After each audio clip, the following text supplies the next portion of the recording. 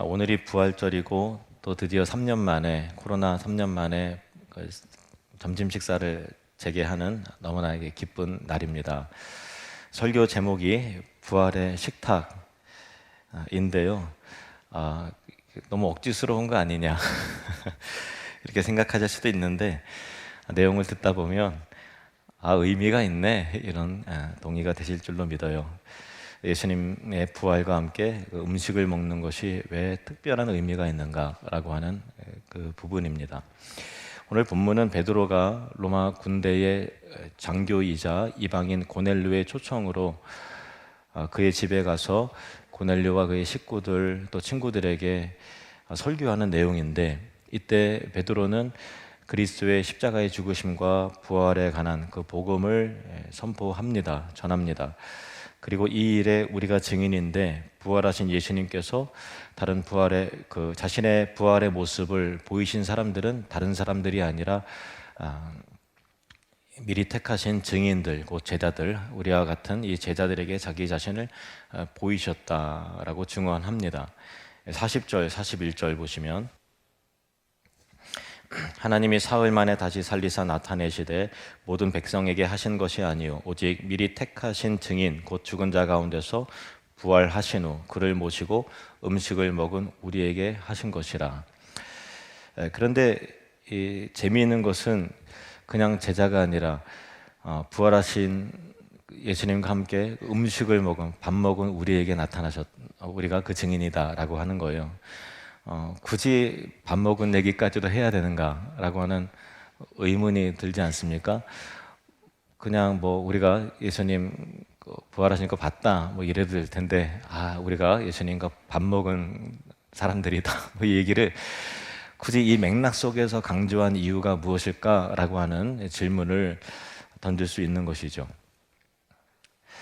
이게 왜 주목해야 될 부분인가 하면, 조금 불경스러운 상상을 해봅시다. 여러분이 만일 부활하신 예수님의 입장이라면 부활하시고 나서 누구에게 어떤 방식으로 나타나고 싶으십니까? 저라면 나를 억울하게 한 사람, 나를 죽이고 또 죽이기로 모의한 대제사장과 또 유대의 장로들과 헤롯과 빌라도에게 짝단하고 나타나서 나를 의심한 사람들, 나에게 모욕을 준 사람들, 치뱉은 사람들 찾아가서 코를 아주 납작하게 해주고 깜짝 놀래켜주면서, 자 봤냐? 니네들 죽었다는 나 다시 살아났다 이렇게 하면서 부활의 권능을 보이면서 못된 사람들로 하여금 벌벌 두려워 떨게 만들고 싶은 그런 마음이 제 안에 있더라고요.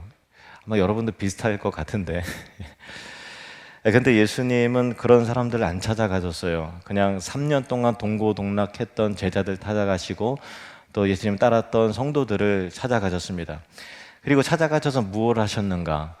부활하신 예수님답게 영광과 권능으로 이렇게 딱 나타나셔서 멋있는, 드라마틱하게 등장해야 될 것 같잖아요. 이왕 부활하신 거, 부활하신 예수님의 능력을 마음껏 이렇게 뽐내고 자랑하는, 그렇게 광채와 함께 천사들의 나팔소리와 함께 이렇게 나타나고 싶은 마음 들지 않습니까? 그런데 예수님은 정말 의외입니다. 같이 밥 먹었다, 그거죠. 밥은 특별한 것이 아니지 않습니까? 그냥 일상입니다. 날마다 반복되고 때 되면 밥 먹고 또 설거지하고 또 때 되면 밥 차리고 밥 먹고, 밥 먹는 현장에 나타나셔서 그들과 함께 밥을 먹으면서 음식을 나누시면서 교제를 나누시고 또 대화를 하시고 하셨다라는 것입니다. 이 특별한 이야기를 베드로가 고넬료와 그의 가족과 친구들에게 한 것입니다. 부활하신 예수님을 모시고 밥을 먹은 우리가 예수님의 증인이다라는 것이죠. 사실 부활하신 예수님을 증언할 때 우리 마음 가운데 일반적으로 사람들이 예수님 부활하셨다라고 하면 잘 안 믿지 않습니까? 이성적으로 생각할 때 쉽게 이해되고 쉽게 믿어지는 영역은 아니잖아요. 그렇잖아요. 그래서 그런 맥락에서 나 예수님, 부활하신 예수님 만났다, 봤다라고 하면 어떤 생각할 것 같으세요? 착각했겠지. 이제 귀신 봤나? 잘못 봤겠지. 꿈 꿨나? 환상 봤겠지. 그런 정도로 생각하죠. 아, 나 진짜 봤어 라고 하는 것으로 쉽게 우리는 납득되고 설명되고 이해되고 믿음이 생겨나지가 않아요. 근데 베드로가 무슨 얘기를 합니까? 부활한 예수님을 만났는데 그분과 함께 우리 밥 먹었어 얘기하면 이게 자체가 밥 먹었다라는 것 자체가 다시 한번 생각하게 되고 진짜 밥을 먹었다고? 라고 하는 뭔가 좀 부활의 가장 확실한 증언이 되지 않겠습니까? 그 깊은 이야기를 좀 오늘 말씀을 좀 드리도록 하겠습니다. 그러면 부활하신 예수님께서 그들과 함께 밥을 먹으면서 무엇을 하셨을까요?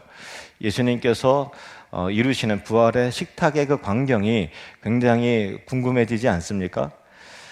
그래서 우리는 각각의 복음서에서 예수님께서 이게 만들어 가시는 부활의 식탁에 대해서 그 광경이 어땠는지를 우리가 추적해 봄을 통해서 그 의미를 함께 나누기를 원합니다. 먼저 누가복음 24장에 보면은 예수님께서 십자가에서 죽으신 이후에 모든 제자들이 낙심을 하고 절망을 했어요. 예수님의 12제자 중에 포함되진 않았지만 또 다른 제자였던 글로바라고 하는 제자와 또 다른 사람인 두 사람이 엠마오를 향해 가는 겁니다. 우리가 그토록 믿고 따랐던 예수님이 돌아가셨다니 이건 말도 안 돼. 그런데 현실인 걸 어떡하냐, 그냥 집으로 가자, 아마 이랬을 거예요. 그렇게 다메섹 도상으로 가는데 부활하신 예수님이 그들을 만나 함께 걸어가십니다. 그들과 대화를 나누면서 그들이 예루살렘에서 일어났던 그 일에 대해서 왜 당신은 모르느냐 하면서 이야기를 나누는 것입니다. 그래서 예수님께서 성경을 풀어서 그리스도에 관한 예언과 성취에 대한 것을 알려주시는데 그들이 새로운 깨달음을 얻게 됩니다. 물론 아직까지 옆에 나란히 걸으시는 그 예수님이 예수님인 줄 모르는 거예요. 영적인 눈이 가려져 있었던 상황입니다. 그래서 기가 막히게 성경을 풀어서 설명을 해주시니까 그들 마음이 막 뜨거워지고 간절해지는 거예요. 그래서 날이 어두워졌고, 그래서 이분과 좀 더 대화를 나누고 싶은 마음 가운데 예수님은 가시던 길을 더 가시려고 하자 이 두 제자가 날도 어두워지고 저물어 갔는데 우리 여관방에 들어가서 같이 식사도 하면서 또 말씀을 더 풀어주시면서 우리와 대화를 나누셨으면 좋겠습니다. 예수님께서 들어가십니다. 여관에 들어가셔서 그들과 함께 음식을 잡수시면서 떡을 가지사 축사하시고 떼어서 그들에게 주시는 것입니다. 29절, 누가복음 24장 29절 31절, 그들이 강권하여 이르되 우리와 함께 유하사이다, 때가 저물어가고 날이 이미 기울었나이다 하니 이에 그들과 함께 유하러 들어가시니라. 그들과 함께 음식 잡수실 때에 떡을 가지사 축사하시고 떼어 그들에게 주시니 그들의 눈이 밝아져 그인 줄 알아보더니 예수는 그들에게 보이지 아니하시는지라. 예수님께 음식을 드실 때 그냥 드신 것이 아니라 떡을 가져서 축복하시고 떼어서 제자들에게 주셨다라고 하는 것은 예수님께서 며칠 전에 십자가에 달려 돌아가시기 전에 성찬식, 성찬을 행하신 그 성찬의 재현인 것이죠. 떡을 떼어 주셨다라고 하는 것은 그 한 덩어리의 한 부분들이 나오지 않습니까? 이것이 상징하는 바는 우리 각자가 각각 분리된 개인으로서 있는 것이 아니라 그리스도의 한 몸으로서, 한 지체로서 그리스도에게 속한 사람으로서의 뗀 떡이라는 것입니다. 한 덩어리가 강조가 되는 것이죠. 그래서 본래 성찬식을 제대로 하려면은 떡을 이제 큰 덩어리를 가지고 떼어서 제가 여러분들에게 하나씩 나눠줘야 원래 성경의 그 의미를 제대로 잘 전달을 할 수 있지만, 근데 제가 뭐 이제 손으로 떼어서 여러분들 주시면 여러분이 별로 좋아하실 것 같지도 않고 그리고 또 시간 관계상 또 그렇게 하는 게 좀 어렵기 때문에 떡을 미리 잘라놓고 이렇게 드리는 거죠. 물론 떡이 본래는 한 덩어리였습니다. 그거를 좀 상기를 하셨으면 좋겠어요. 그래서 예수님의 우리가 한 몸이다라고 하는, 한 공동체의 일원이다라고 하는 의미가 성찬의 의미에 담겨져 있습니다. 아무튼 그 떡을 받아들 때 그들이 눈이 밝아져서 자기들과 함께 식사하는 이분이 예수님이라는 것을 순간 깨닫게 됩니다. 예수님이네 하는 순간 예수님이 사라지셨어요. 그래서 그 두 제자는 기쁨이 충만하고 놀라움이 가득한 채로 다시 막 뛰어갑니다. 예루살렘을 향해서 돌아가서 11 제자들이 모여있는 그 현장 가운데서 우리가 예수님 만났고 우리가 예수님과 함께 음식을 나눴고 떡을 떼어서 우리에게 주셨다, 그가 우리에게 성경을 풀어서 전할 때 그 놀라운 구속사의 역사, 십자가의 은혜, 그 모든 내용들이 풀어서 이해되기 시작했다라는 것을 말하기 시작하는 거예요. 그들이 이 말을 할 때 그 제자들의 공동체에 예수님이 다시 또 나타나십니다. 그리고 하시는 말씀이 너에게 평강이 있을지어다. 제자들은 너무 무섭고 두려워서 예수님을 영으로 생각하는 것입니다. 영, 그러니까 육체가 없이 뭐 우리가 잘못 봤나 긴가민가 한 그런 상황인 거예요. 그래서 예수님께서 어찌하여 두려워하며 어찌하여 마음에 의심이 일어나느냐. 내 손과 발을 보고 나인 줄 알라. 또 나를 만져보라. 영은 살과 뼈가 없으되 너희 보는 바와 같이 나는 있느니라. 이렇게 말씀하신 것입니다. 이 말씀을 하시고 그 이후의 내용입니다. 40절에서 43절. 이 말씀을 하시고 손과 발을 보이시나 그들이 너무 기쁨으로 아직 믿지 못하고 놀랍게 여길 때에 이르시되 여기 무슨 먹을 것이 있느냐 하시니 이에 구운 생선 한 토막을 드리니 받으사 그 앞에서 잡수시더라. 이렇게 되어 있어요. 저는 이 예수님의 모습이 너무 재밌는 거예요. 기껏 나타나셔서 하시는 말씀이 여기 먹을 거 있냐? 이거를 이렇게 말씀하시는 거예요. 우리식으로 말하면 야, 밥 좀 줄래? 그런 거예요. 그리고 구운 생선 한 토막을 드리니까 얌얌하면서 맛있게 그거를 또 드세요. 이 광경이 과연 뭐냐라고 할 때 참 저는 예수님의 이 모습이 참 다정하고 너무나 인간적이고 형님 같고 또 오빠 같고 그렇지 않습니까? 영광스럽게 부활하셨으면 이런 거 안 먹어도 될 것 같은데 아니라는 것입니다. 예수님께서는 영으로 부활하신 것이 아니라 육체적으로 부활하셨다라는 거예요. 우리의 영도 하나님께서 만드셨지만 우리의 육체 또한 하나님께서 만드신 작품입니다. 기독교의 가치 세계관은 영과 육을 영은 거룩한 것이고 육체는 속된 것이라고 이렇게 말하지 않아요. 영, 육이 하나님께서 만드신 다 거룩하고 귀한 것이고 예수님께서는 영, 육의 부활을 하셨다라는 것입니다. 그리고 주님께서 다시 올 때 우리도 영혼과 육체가 같이 부활하게 될 것입니다. 그리고 우리의 영혼뿐만 아니라 일상으로 살아가는 그런 모든 것들이 다 같이 있고 귀한 것이라는 것이죠. 우리의 육체와 육체의 활동들이 쓸데없는 것이 아니라 우리 육체가 힘을 얻기 위해서 밥을 먹는 것이 쓸모없는 것이 아니라는 것입니다. 우리의 삶, 우리의 일상, 우리의 육체적인 활동, 함께 밥 먹는 것, 이것을 정말로 중요하게 생각하는 분이 예수님이시라는 것입니다. 함께하는 일상의 공유, 이것은 절대 속된 것이 아닙니다. 그러므로 함께 예배하는 이 시간도 귀하지만 그 이후에 이어지는 식탁의 공동체를 만드는 것이 예수님의 의도고 예수님의 사랑을 경험하는 중요한 방법이라는 것이죠. 그러면 같이 밥을 먹으면서 그리고 또 식사를 마치신 후에 예수님은 어떻게 하셨을까요? 이어지는 본문입니다. 44절에서 49절 말씀.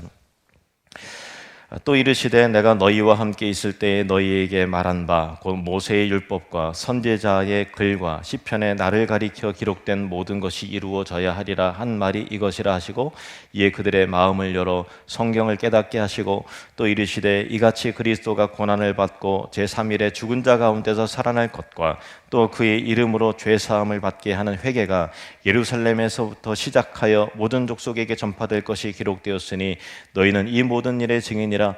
볼지어다 내가 내 아버지께서 약속하신 것을 너희에게 보내리니 너희는 위로부터 능력으로 입혀질 때까지 이 성에 머물라 하시니라. 아멘. 이 놀라운 말씀이 식탁 안에서 이루어진다는 거예요. 그리고 식사 이후에 이어지는 대화 속에서 그들에게 사명을 일깨우시고 성경을 풀어서 설명하시고 잘못 생각했던 것을 교정하시고 예수님을 더 깊이 알아갈 수 있도록 하게 하시고 오해를 풀으시고 하는 일이 일어난 것이죠. 그러면 우리가 교회에서 함께 식사를 할 때 그 이후에 식사의 과정과 그 이후에 어떤 내용으로 채워야 될까라고 하는 것입니다. 하는 그 중요한 가르침을 우리는 예수님의 방법을 통해서 보게 되는 것입니다. 주님과 함께하는 식탁처럼 사랑의 대화가 오고 가고 관심과 안부와 격려와 칭찬과 믿음의 대화가 오고 가고 믿음의 사람들과 함께 밥을 먹으면서 예수님을 더 많이 알게 되고 사랑하게 되고 그 이후에 말씀을 알아가는 기쁨, 성경이 풀어지는 감동, 하나님 나라의 비전에 대한 공유, 그리고 하나님 나라의 소망과 그 들뜸의 감격이 식탁과 그 이후에 이루어지는 것으로서 채워져야 되는 귀한 가치 있는 내용이라는 것입니다. 이것이 부활하신 예수님께서 만들어 가시는 부활의 식탁의 광경이었던 것입니다. 그래서 초대교회는 그냥 예배만 드린 것이 아닙니다. 함께 떡을 떼면서 식탁의 교제를 나누면서 사랑과 은혜를 충만히 만끽하는 것입니다. 사도행전 2장 46절 47절 말씀 함께 읽겠습니다.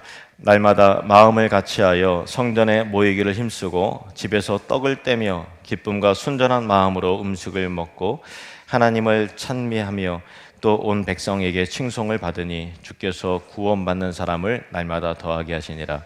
아멘. 음식 먹은 게 속되고 불필요하면 왜 굳이 여기다가 같이 밥 먹었다라는 걸 적어 놓았겠어요? 의미가 있죠. 근데 어떤 방식으로 음식을 먹었는가? 어떤 방식으로 밥을 먹었는가? 따라합시다. 기쁨과 순전한 마음으로. 여기서 기쁨이라고 하는 단어는 이제 아갈리아시스라는 단어인데요. 그냥 개인적인 기쁨이 아니라 환영, 환대의 의미가 담겨져 있는 기쁨이에요. 제가 머리 스타일이 좀 이게 해서 제 아내가 신경 쓰인다고 자꾸 뒤에서 머리 똑바로 하고 사인을 보내고 있습니다. 예. 예, 됐나요? 예, 네. 예. 예. 좋은 동역자예요. 그러니까 좀 그러네요. 아갈리아시스라고 하는 것은 그냥 기쁨이 아니라 환영, 환대. 공동체 안에서 너무 반가워, 기쁘다, 정말 하는 게 환대와 기쁨 가운데에 있는 사랑, 즐거움, 이걸 말하는 거예요. 인격적인 기쁨, 관계적인 기쁨을 말하는 것이죠. 그리고 순전하다라는 말은 아펠로테스라는 단어인데 말 그대로 순전한 거, 불순물 없이 단순한 거예요. 심플한 거예요. 이게 왜 중요하냐면은 세상에서 밥 먹고 가자, 밥 먹자라고 할 때, 식사 대접할 때 뭔가 계산적이고 그 사람한테 뭐 잘 보여야 되고 아첨하기도 하고 또 뭔가 그 식사의 대접을 통해서 계약을 뭐 성사시켜야 되고 하는 그런 여러 가지 복잡한 생각들과 또 일들이 펼쳐지지 않습니까? 그런데 교회 내에서 하는 식사는 복잡한 생각할 필요 없이 단순한 거예요. 그냥 밥 먹는 거예요. 그리고 만나서 반갑고 기쁨을 누리는 거죠. 순수한 식탁의 교제가 이루어지는 것입니다. 그러니까 교회에서의 식탁의 교제는 그리스도께서 만드신 교회의 본질적 구성의 내용인 것이며 이 식탁의 교제를 통해서 서로 간에 환대하는 기쁨이 있고 계산하는 마음이 아니라 순수한 마음으로 은혜와 사랑을 누리도록 하게 하는 것입니다. 근데 마가복음에 나오는 식탁의 풍경은 어떨까요? 이게 저는 좀 더 재밌어요. 마가복음은 이렇게 나옵니다. 마가복음 16장 14절 말씀. 16장 14절. 그 후에 11제자가 음식 먹을 때에 예수께서 그들에게 나타나사 그들의 믿음 없는 것과 마음이 완악한 것을 꾸짖으시니 이는 자기가 살아난 것을 본 자들의 말을 믿지 아니함일러라. 이게 특이한 점 찾으셨나요? 예수님이 언제 나타나셨어요? 11제자가 밥 먹을 때 나타나셨어요. 그리고 밥 먹을 때 나타나자 뭘 하셨어요? 그들의 믿음 없는 것과 마음의 완악함을 책망하신 거예요. 야, 이게 밥 먹을 때는 개도 안 건드리는데 밥 먹을 때 딱 나타나고 막 책망 막 하고 꾸짖고 그러니까 야, 목구멍으로 밥이 넘어갔을까 제자들이 체하지 않았을까 그런 생각합니다. 예수님 너무하신 거 아닐까. 하지만 이 본문을 좀 더 신중해 보면 그런 의미는 아니에요. 마가복음은요, 좀 이 상황을 압축적인 단어로 묘사를 합니다. 그래서 핵심을 딱 전달을 해요. 밥 먹을 때 나타나셨고 핵심 메시지는 그들에게 믿음을 새롭게 하시기 위한 책망이 있었거나 단순하고 심플하게 딱 전달을 합니다. 근데 그것만 생각하면 우리가 오해를 할 수 있어요. 누가복음하고 좀 비교를 합시다. 누가복음 금방 살펴본 24장의 광경이 나와 있는데 제자들이 밥을 먹을 때 갑자기 나타난 느닷없이 막 공격하고 책망하신 것이 아니라 너에게 평강이 있을지어다 하고 나타나셨어요. 그래서 그 제자들이 어안이 벙벙하니까 영은 육체가 없지만 나는 뼈와 살이 있다라고 말씀하시면서 그들에게 다가가시는 거예요. 그러면서 그들이 식사 중이었거든요. 너희만 먹지 말고 나에게 먹을 것 좀 다오. 여기 먹을 게 있냐? 너만 입이냐? 이렇게 말씀하시는 거예요. 그럼 먹을 거를 주시니까 맛있게 드시는 거예요. 그러면서 그들로 긴장을 완화시키면서 그들을 생각하게 하고 부족한 믿음을 일깨우시는 거죠. 예수님과 함께 밥을 먹으면서 그들이 예수님에게 오해했던 것을, 잘못 생각하고 있던 것을 하나씩 하나씩 교정해 나가시면서 그들의 믿음을 새롭게 하시고 오해를 푸시면서 하나씩 하나씩 그렇게 인격적으로 다가가시면서 새로운 공동체, 새로운 사람들로 만들어 가시는 거예요. 다시 말해서 예수님은 같이 밥을 먹는 자리에서 일종의 쿠션을 만들면서 그들에게 부드럽게 다가가시는 것입니다. 그리고 그들로 부드러운 분위기 속에서 스스로를 돌아보게 하고 믿음을 반성하게 하고 깨닫게 하시고 하나님 나라의 비전에 관한 말씀을 하시는 것이죠. 교회에서 식탁의 교제가 있어야 하는 이유, 우리를 부드럽게 하기 때문이 그렇습니다. 식탁의 교제가 없으면 우리는 딱딱해집니다. 코로나 이전과 이후 교회는 많이 달라졌잖아요. 저와 여러분이 다 느끼듯이 좀 경직되고 딱딱해진 측면이 없지 않아 있어요. 그러다 보니까 오해가 생기는 거예요. 직접 밥 먹을 때 자연스럽게 하는 얘기인데 우리는 다 만나서 얘기할 겨를도 없고 시간도 없다 보니까 어떤 사람이 이렇게 얘기를 하는데 알고 보니까 이렇게 전달이 됐고 이걸로 인해서 저런 오해가 생겼고 또 서운한 감정이 생겼고 그런 일들이 우리 3년 내내 우리 교회 안에서도 있었던 것 같습니다. 그래서 불편함이 있고 예민해지기도 하고 아무튼 그렇습니다. 근데 누구의 잘못이 아니에요. 나라에서 코로나로 인해서 위험하니까 교회에서 밥 먹지 말라라고 하니까 우리가 협조하는 측면에서 3년 동안 중지하고 밥 안 먹은 거 단지 그겁니다. 그래서 지금 우리가 해야 될 것은 경직된 뭔가를 해결하고 꼬인 것을 풀기 위해서 막 안간힘 쓰고 발버둥 치는 것이 아니라 예수님의 방법대로 같이 밥을 먹는 것, 순전한 마음으로 기쁜 마음으로 같이 밥을 먹는 것, 거기부터 시작이 되면 우리의 마음이 부드러워지기 시작하고 그의 의미가 아니었구나, 이런 의미였구나. 자연스러운 대화와 만남을 통해서 우리는 서로를 알아가게 되고 진심을 확인하게 되면서 사랑과 따뜻함의 그 정서가 회복되는 것이죠. 식탁이라고 하는 쿠션을 이용을 해서 예수님처럼, 예수님의 마음으로,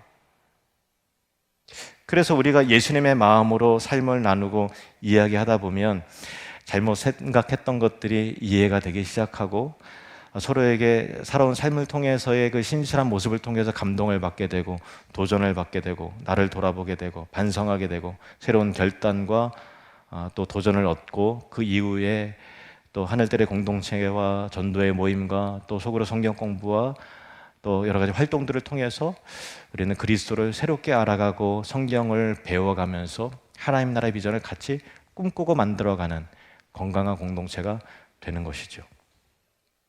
단 중요한 것은 우리끼리의 식탁이 아니라 예수님께서 함께 하시는 부활의 식탁이 되어야 된다라는 거예요. 제자들이 이미 밥을 먹고 있었어요.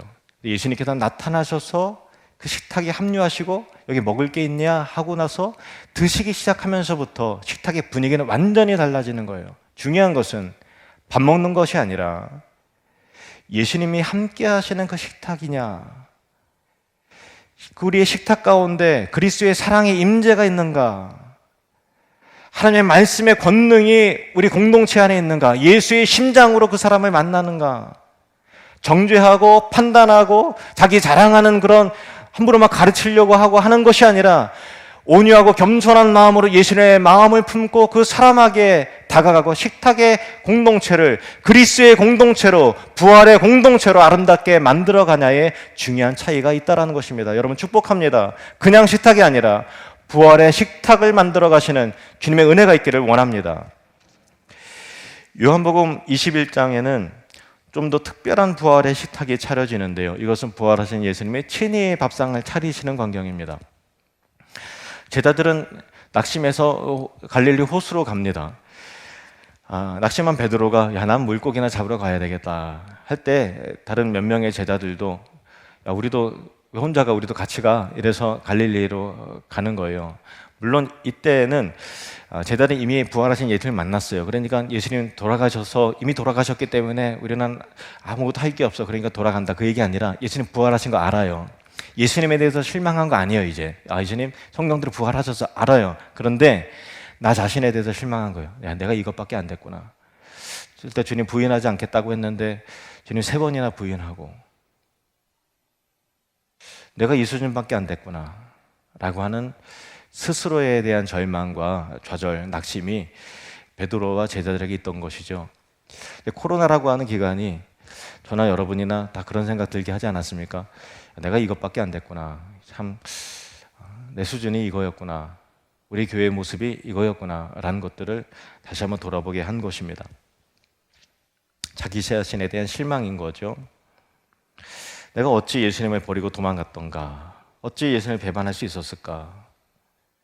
나는 예수님의 제자가 될 자격이 없다 하면서 자신감도 사명도 다 잃어버린 채 난 고기나 잡으러 갈란다. 같이 가자. 그래서 예전처럼 예수님 만나기 예전처럼 이제 밤에 이제 그물을 내려서 고기를 잡는데 한 마리도 잡지 못하는 거예요. 마치 예수님 만나기 그 상황이 재현되는 것이죠. 예수님께서는 바닷가에 서셨습니다. 날이 새어갈 때 제자들은 예수님이신 것을 깨닫지 못하는 거예요. 희미하게 동이 터니까 분간이 잘 되지 않는 거죠. 예수님이 말씀하십니다. 얘들아, 너희에게 고기가 있느냐? 없습니다. 한 마리도 못 잡았습니다. 그물을 배 오른편에 던져라. 그리하면 잡으리라.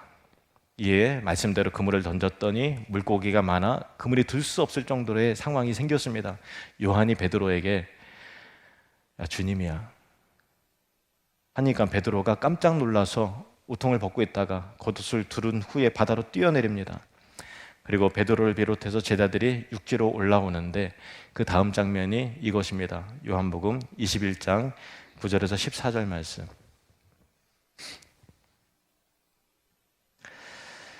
육지에 올라오니 숯불이 있는데 그 위에 생선이 놓였고 떡도 있더라. 예수께서 이르시되 지금 잡은 생선을 좀 가져오라 하시니 시몬 베드로가 올라가서 그물을 육지에 끌어올리니 가득히 찬 큰 물고기가 153마리라. 이같이 많으나 그물이 찢어지지 아니하였더라. 예수께서 이르시되 와서 조반을 먹으라 하시니 제자들이 주님이신 줄 아는 고로 당신이 누구냐 감히 묻는 자가 없더라. 예수께서 가셔서 떡을 가져다가 그들에게 주시고 생선도 그와 같이 하시니라. 이것은 예수께서 죽은 자 가운데서 살아나신 후에 3번째로 제자들에게 나타나신 것이라. 이번에는 예수님께서 제자들을 위해서 친히 식탁을 준비를 합니다. 숯불을 피우고 그 위에 생선을 이제 아마 막대기로 꽂았을 거예요. 그리고 이제 돌려가면서 굽고 또 떡도 같은 방식으로 굽습니다. 이 상황을, 이 장면을 구체적이고 현실적으로 상상할 필요가 있어요. 해변에서 숯불을 피운다. 숯불 피워 보셨죠? 해변에서. 그냥 그게 그냥 됩니까? 무릎을 꿇고 엎드려서 바람을 후 불면서 부채질도 하고 그 불이 살아나도록 노력을 해야 되는 거예요. 정성을 기울여야 숯불이 피어오르지 그냥 그냥 가스불 켜듯이 그렇게 되는 건 아니잖아요. 제자들 데리고 야 내가 밥 살게 식당으로 가자 이렇게 하신 게 아니라 친히 숯불을 피우셨다라는 거예요. 그리고 피어오른 연기에 콜럭거리면서 이렇게 하시기도 하셨을 겁니다. 그리고 어느 정도 적당하게 불이 올라오고 또 이게 센 물도 너무 세지도 않고 너무 약하지도 않은 적당한 불이 됐을 때 고기를 이제 타지 않게 굽고 이리저리 돌려가면서 떡도 굽고 이렇게 하는 겁니다. 이 자리에 제자들이 오겠지, 그들과 대화를 해야지 하면서 기대감을 갖고 그렇게 하시는 것이죠. 낙심한 제자들을 격려하시기 위해서 미리 아침 식사를 준비하시는데 이 식사는 새벽부터 아마 준비가 되었을 것입니다. 새벽 일찍 일어나셔서 아마 마을 새벽 시장에서 재료를 사 오셨을 것입니다. 그리고 예수님이 친히 준비한 식탁에 그들을 초대하셨을 때 제자들은 민망하기도 하고 서먹하기도 하고 이 상황에서 뭐라고 얘기를 해야 될지 모르는 그런 상황 속에서 예수님의 따뜻한 사랑을 느꼈을 것이죠. 예수님이 우리를 위해서 친히 이렇게 숯불을 피우고 음식을 준비하고 하시다니 하면서 마음에 울컥하는 그런 감동도 있었을 것입니다. 근데 아무튼 그들은 말이 없었어요. 말없이 밥을 먹은 이후에 예수님의 그 몇 마디의 베드로의 인생이 완전히 변화가 됩니다. 요한복음 21장 15절 말씀, 요한복음 21장 15절. 그들이 조반 먹은 후에 예수께서 시몬 베드로에게 이르시되 요한의 아들 시몬아 내가 이 사람들보다 나를 더 사랑하느냐 하시니 이르되 주님 그러하나이다.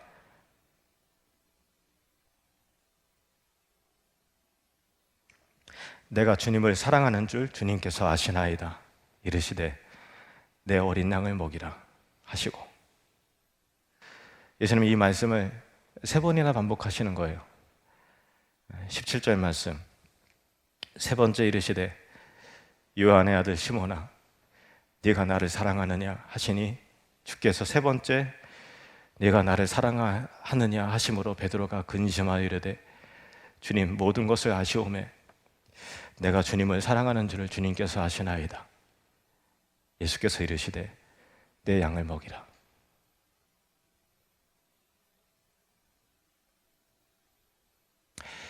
베드로는 달라졌어요.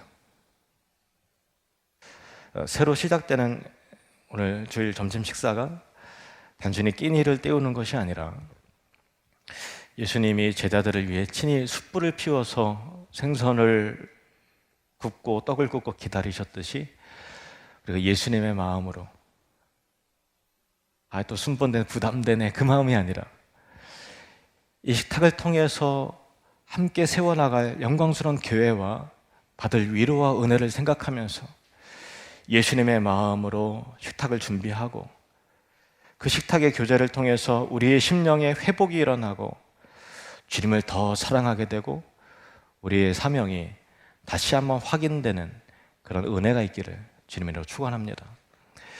베드로는 부활하신 예수님이 자기에게 다시 나타나셔서 찾아오셔서 음식을 먹을 때 책망하시고 또 여기 먹을 게 있냐 너희만 입이냐 나 좀 다오 하시는 참 그런 인간적인 모습을 통해서 다시 경험하기도 하고 또 친히 음식을 준비하여서 예수님의 그 부활의 식탁을 초대하심으로 자기를 비롯하여 제자들의 믿음과 사명을 일깨우시고 회복시키신 일이 너무나 감격스러웠던 거예요. 그 식탁의 부활의 식탁을 통해서 베드로와 제자들은 완전히 달라졌습니다. 그리고 성령을 받고 나서 예수님을 위해 사는 거죠. 교회를 위해서, 복음을 위해서 충성하며 그렇게 살아가는 제자들의 모습이었습니다. 세월이 조금 지나서 베드로 사도가 교회의 수장이 되고 또 이방인의 이 복음의 문이 본격적으로 열리기 시작하는 그 이방인의 문빗장이 열리는 그 시점에서 하나님께서는 베드로에게 사명을 주십니다. 너가 직접 가서 복음을 전해라. 그래서 고넬료를 만나고 고넬료의 초청 가운데 고넬료의 집에 방문을 했을 때 베드로는 예수님의 부활을 증언하면서 이렇게 말하는 거예요. 사도행전 10장 40절 41절 말씀. 하나님이 사흘 만에 다시 살리사 나타내시되 모든 백성에게 하신 것이 아니요 오직 미리 택하신 증인 곧 죽은 자 가운데서 부활하신 후 그를 모시고 음식을 먹은 우리에게 하신 것이라. 베드로에게 있어서 그 음식은 그냥 밥이 아니었어요. 그 식탁은 그냥 식탁이 아니었어요. 믿음의 확증과 위로와 격려, 변화와 회복의 식탁이었습니다. 말 그대로 부활의 새로운 생명을 얻는 식탁이었던 거예요. 우리 교회가 부활절에 이렇게 식사가 다시 시작되는 것은 이런 특별한 의미가 있고 또 그 의미를 담아야 된다고 믿습니다. 단순히 밥을 먹는 것이 아니라 그 안에 따뜻한 위로와 환대가 있고 기쁨이 있고 순전한 마음이 있고 사랑과 생명과 믿음과 사명이 싹트게 되고 회복과 은혜가 있으며 또 제자들을 위해서 친히 숯불을 피워서 생선과 떡을 굽듯이 예수님의 마음으로 식사를 준비하고 또 식사를 같이 나누면서 웃음소리가 가득하고 그 이후에 공동체를 세워나가고 말씀을 더 깊이 알아가고 배워 나가면서 믿음의 진보와 교회의 새로운 생명의 능력이 나타나는, 말 그대로 부활의 식탁을 경험하는 은혜가 있기를 원합니다. 우리끼리만의 식탁이 아니라 식탁의 자리에 그리스도의 임재가 있기를 원합니다. 그리스도의 마음이 있고 그리스도의 사랑과 친절함이 있는 그런 공동체를 이루어 가십시다. 기도하시겠습니다.